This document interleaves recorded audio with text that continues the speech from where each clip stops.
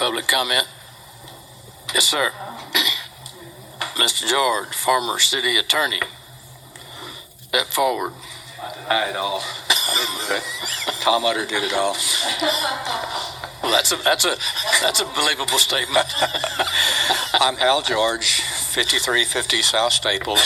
I represent Steve Mustafa Alasko, who's right here, and also we have his landlord, who is also present.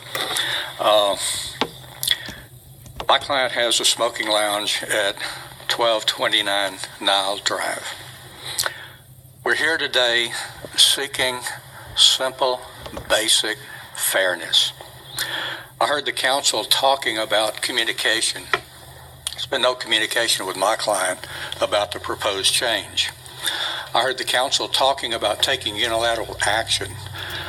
The proposal before you is unilaterally closing my client's business, and nobody's ever told him about it.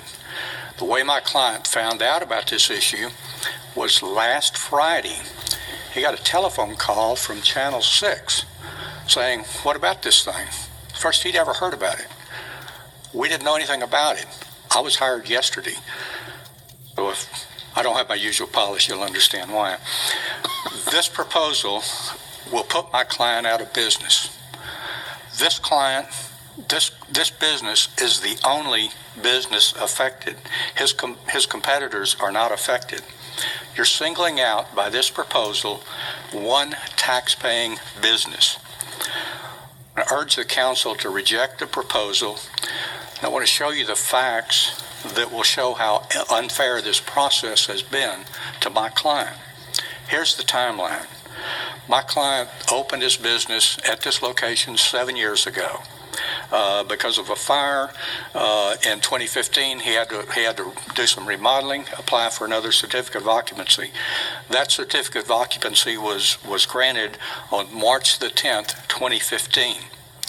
You get a CO, you think the city has said you're in code compliance, you meet all the things that we tell you got to meet, and he did.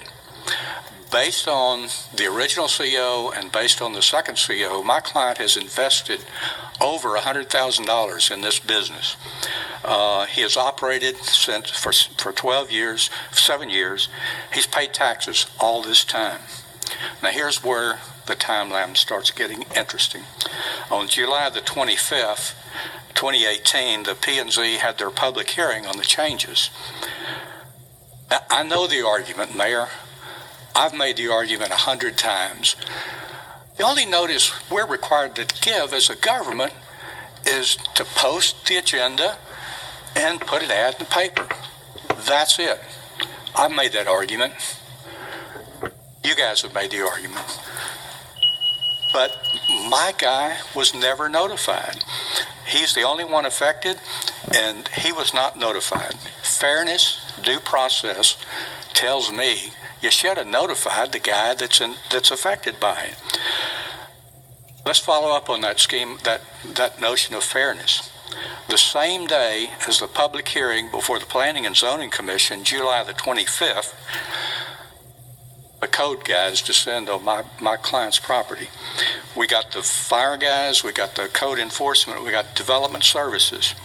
As a result of that inspection, they gave him a notice on August the 1st, suspending his